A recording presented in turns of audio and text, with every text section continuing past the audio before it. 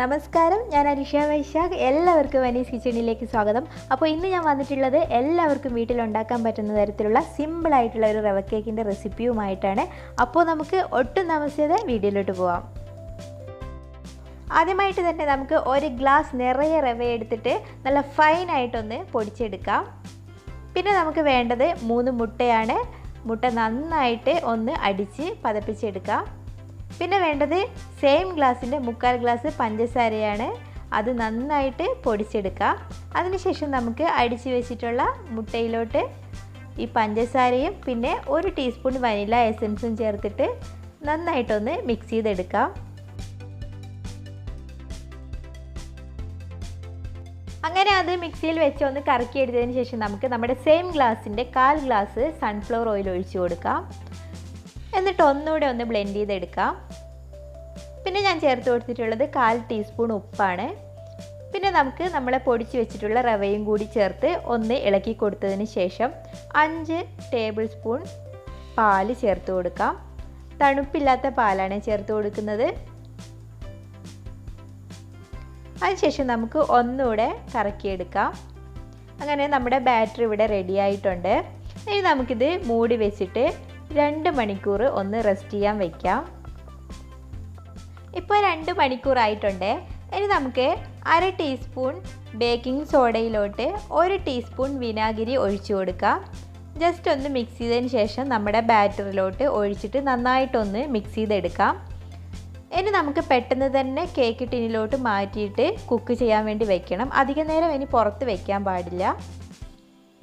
ഞാനൊരു cake ടിന്നിലോട്ട് paper, നമ്മുടെ notebook paper വെട്ടി വെച്ച് കൊടുത്തിട്ട് അല്പം സൺഫ്ലവർ ഓയിൽ തടവി കൊടുത്തിട്ടുണ്ടായിരുന്നു. നമ്മുടെ മാവ് ഇതിലോട്ട് ഒഴിച്ചു കൊടുത്തതിന് ശേഷം നന്നായിട്ടൊന്ന് ടാപ്പ് ചെയ്ത് കൊടുക്കാം.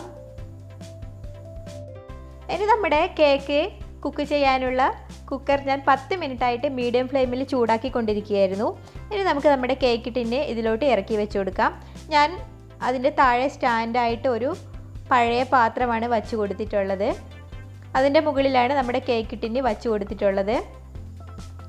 ഒന്ന് അഡ്ജസ്റ്റ് ചെയ്ത് വെച്ച് കൊടുത്തതിന് ശേഷം വിസിൽ ഊരി മാറ്റിയതിന് ശേഷമാണ് മൂടി വെച്ച് കൊടുക്കുന്നത്. ഇനി നമുക്കിത് 30 മിനിറ്റ് മീഡിയം ഫ്ലെയിമിൽ കുക്ക് ചെയ്തെടുക്കാം. നമ്മുടെ സ്റ്റൗവിൻ്റെ ഫ്ലെയിം അനുസരിച്ച് കുക്കിംഗ് ടൈം അങ്ങോട്ടോ ഇങ്ങോട്ടോ മാറിയെന്ന് വരാം. എന്തായാലും മിനിമം 25 മിനിറ്റ് കുക്കായിട്ട് വരാൻ വേണം. അതുമല്ലെങ്കിൽ നമ്മുടെ നല്ല കുക്കായിട്ട് വരുമ്പോൾ നല്ല മണം വരാൻ തുടങ്ങും. അപ്പോൾ നമുക്ക് തുറന്ന് നോക്കാം. 25 മുതൽ 30 മിനിറ്റ് വരെയാണ് കുക്കിംഗ് ടൈം എന്ന് പറയുന്നത്. ഇപ്പോൾ ടൈം കറക്റ്റ് അരമണിക്കൂറായിട്ടുണ്ട്. 30 മിനിറ്റ് ആയിട്ടുണ്ട്. കേക്ക് നല്ല പെർഫെക്റ്റ് ആയിട്ട് പൊങ്ങി വന്നിട്ടുണ്ട്. ഉള്ളൊക്കെ നന്നായിട്ട് വെന്ത് വന്നിട്ടുണ്ട്. ഇപ്പോൾ തന്നെ നമുക്ക് ഈ കുക്കറിൽ നിന്ന് കേക്ക് ടിന്ന് എടുത്ത് മാറ്റാം. ചൂടാറിയതിന് ശേഷം നമുക്ക് പ്ലേറ്റിലോട്ട് മാറ്റാം. നമ്മുടെ റവ കേക്ക് അടിപൊളിയായിട്ട് തന്നെ കിട്ടിയിട്ടുണ്ട്. നല്ല സോഫ്റ്റാണ്.